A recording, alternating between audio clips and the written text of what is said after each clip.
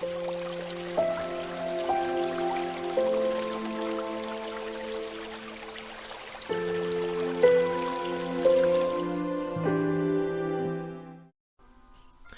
guys, welcome back to Mental Health Monday. My name is Michelle McQueen Bradley, here to be your international counselor.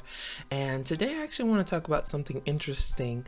A lot of people are struggling when it comes to conflict resolution, how to process things that where you're in a situation where there's a disagreement, and trying to plead your case. And so I've noticed a lot of people are struggling on how to respond, and a lot of people take things personal. And even when you're taking things personal, think about it.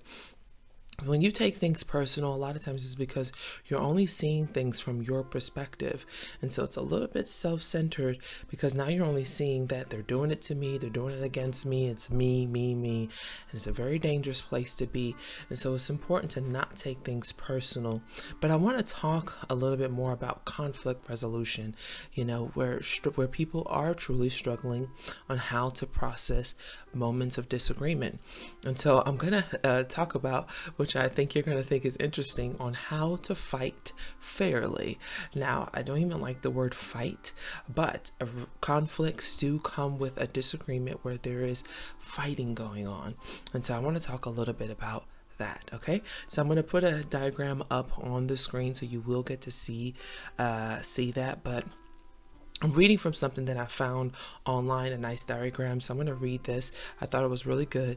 Number one, if you are finding yourself in a conflict with someone, take turns speaking. So don't try to speak over one another and not let the person finish out their sentence or thought.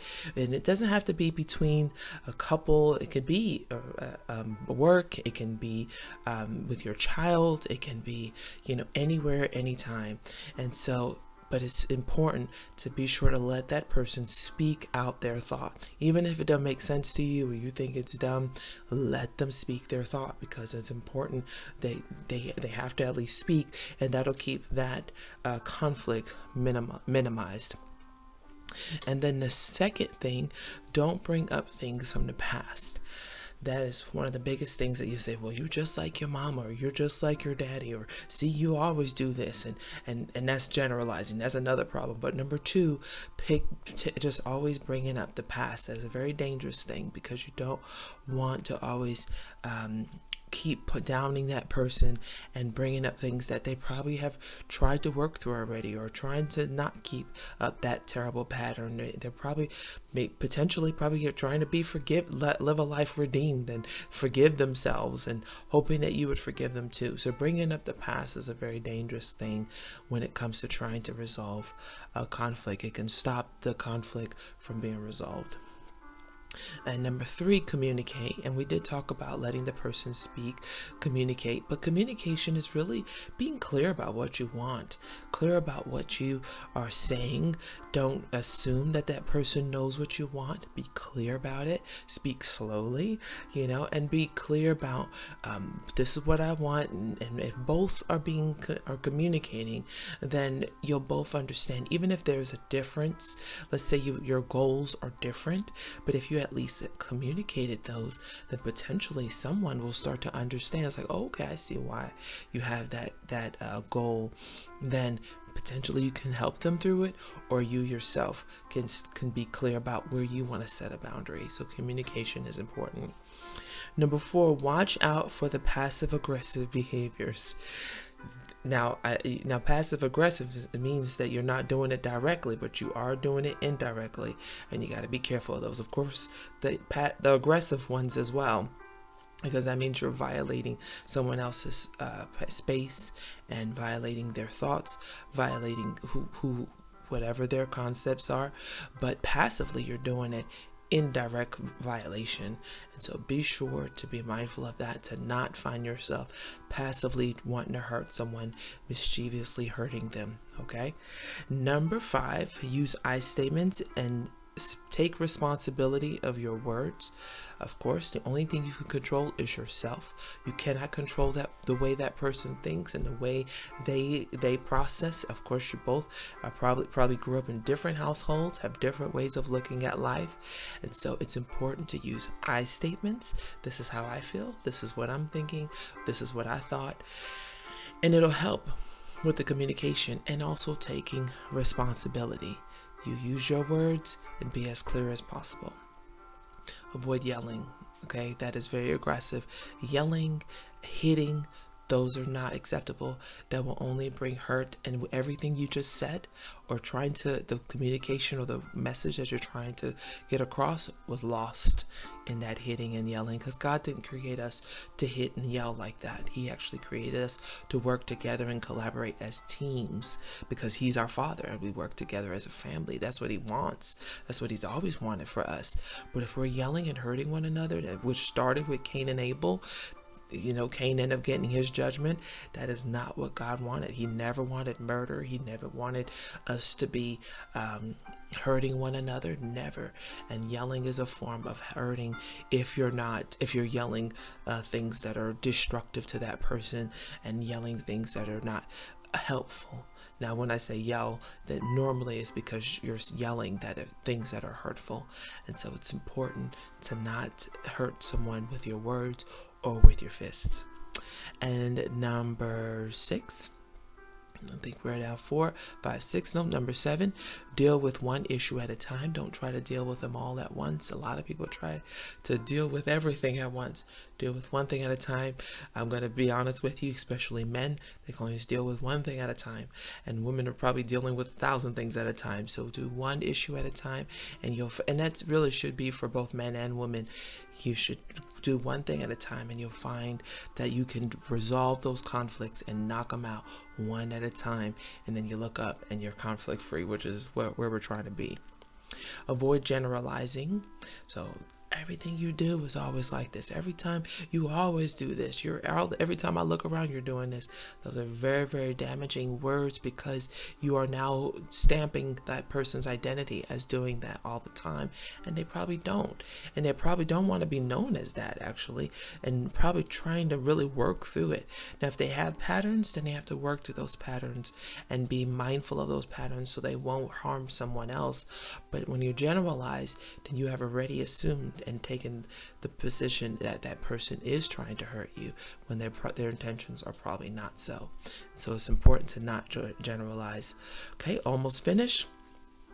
Avoid accusing and attacking the other person. So we talked about that, especially when it comes to being aggressive. Avoid accusing and attacking. If you are going to have a discussion, even a heated discussion, let there be good, constructive conversation, building one another, not insulting, not downing, not degrading, not diminishing, but building them up, saying, okay, well, I notice you're feeling this way. This is what I'm thinking, and what can we do if we changed it and did it like this? That is important. And that's the good way of processing a conflict, okay? Next one, number 9, find the common ground. You'd be surprised how many things you have in common, even when there's a disagreement. And you'll realize, even though we have a disagreement here, we both feel this way. This is where we both are actually in agreement with. And it's important to resolve that, because when you start realizing the more you have in common, it actually resolves that conflict, because you're focusing more on what you have in common than what you don't have in common, and then you're good. Now, do you have to have everything in common? No, because we're different. But when you find all those things that you do agree on, you'll find that you'll be able to work with that person and have healthy conflict resolve all the time. And then be attentive. I think I want to even use the word listen. Listen to what that other person is saying. Listen to yourself. Listen to them. Listen to your body. If it's upset, what exactly is it upset about? Be attentive to yourself. Be attentive to other person and listen. All right. So hopefully those resolutions are helpful to you. I thought they were pretty good when I found them online. So let's go over the 10 again. Take turns speaking. Don't bring in the past. Communicate. Watch out for the passive aggressive behavior. Use I statements and take responsibility of your words. Avoid yelling. Deal with one issue at a time. Avoid generalizing. Avoid accusing and attacking the person. Find the common ground and be attentive. All right, all 10. All right, I'm going to finish up with a verse, First Timothy chapter 6, verse 12. And we're talking about conflict resolution and really fighting fair. And here in the Bible it says, I'm just going to read that first part. Verse 12 says, fight the good fight of faith. So if you're going to fight, let it be a fight of faith.